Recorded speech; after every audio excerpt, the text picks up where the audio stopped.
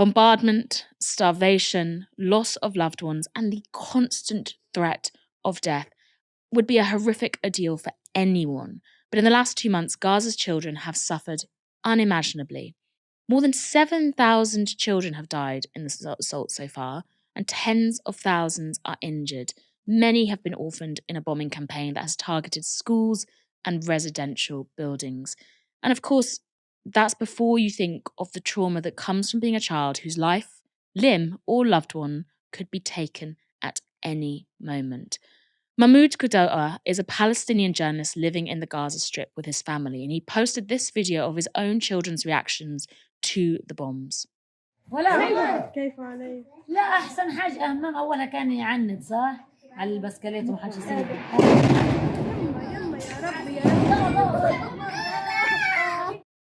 Imagine learning that to react like that at such a young age, and we'll be covering the psychological impact of the war in Gaza in later depth in future shows. But despite all of this carnage, all of this footage, all of this evidence, some of the most powerful members of the international community continue to remain silent. Oxfam has today said that the silence of key political leaders makes the international community complicit in the unfolding catastrophe in Gaza. Ironically, if you read that report, Oxfam are silent in naming which leaders in particular, but one surefire guess probably rhymes with Mo Hayden. And in an extraordinary move, UN Secretary General Antonio Guterres has invoked Article 99 of the UN Charter, which calls for the Security Council to act immediately to end this war. Now, this article is rarely used. It was last invoked in 1989. It's only implemented when the Security Council has been judged to be inactive on impending catastrophe.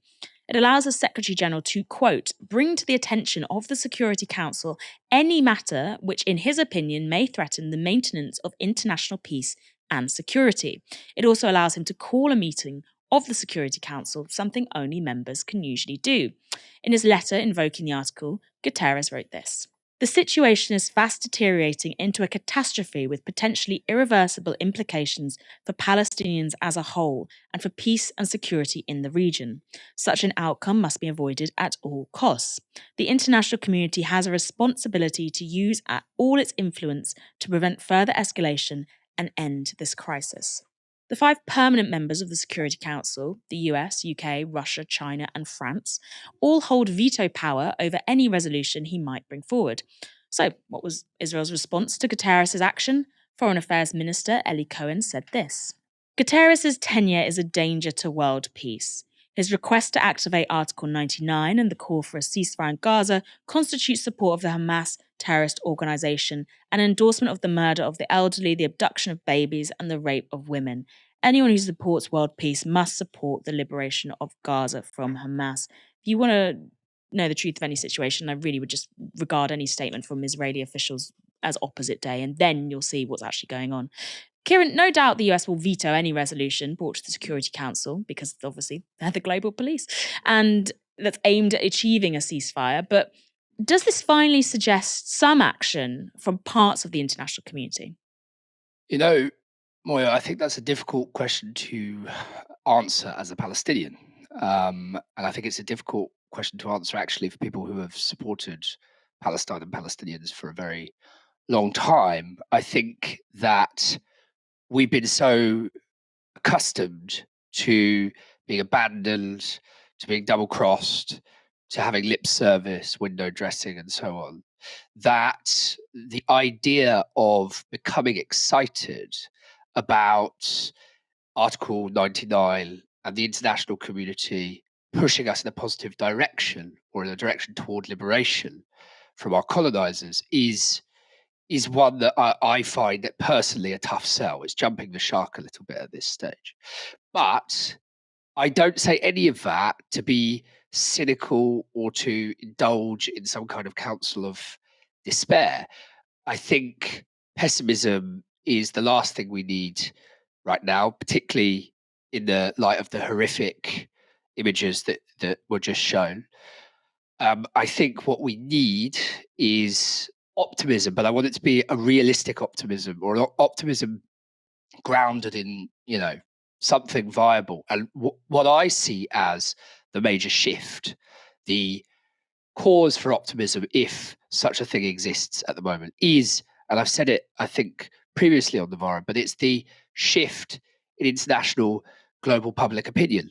And I think when I talked about it before, I talked about it kind of in sentimental terms. I said that it meant something to Palestinians. Okay, sentimental perhaps is an unfair word to use. It's valuable as a sentimental thing, and it does help Palestinians. But it can also be something that is cold and hard and material and realistic if it translates, if it's upscaled, if it's writ large into electoral politics.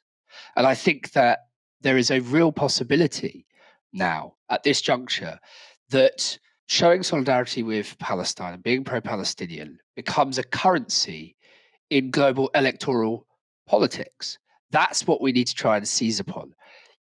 If that's reached the table of the UN Security Council, then great. And I believe that Guterres means what he's saying. I actually do. I think he genuinely does want to try and ameliorate the condition for people in Gaza.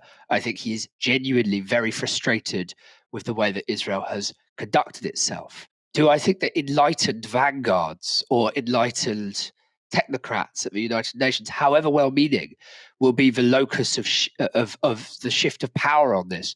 No, I don't. I think it will actually come from the bottom up.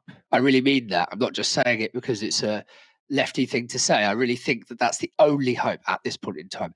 Now, of course, I should say, and not really as a bookend, I should have said it at the beginning, that Palestinians have, through their resilience and continued internal pressure and attempts to link up with international civil society, are the ones who have created this groundswell of international support. I can remember marching when I was about 11 years old, long time ago. It would be a very, very good march indeed if 5,000 people showed up in London. And in my hometown, Brighton, it would be a very good march indeed if 100 people showed up. I don't need to tell anybody listening or watching that we've seen 1 million people march in one solitary march for Palestine in the past few weeks.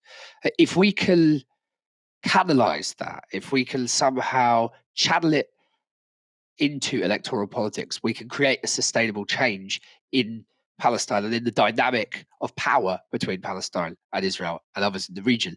But am I excited about the United Nations, and am I excited about the international community shifting at that level, at the institutional level?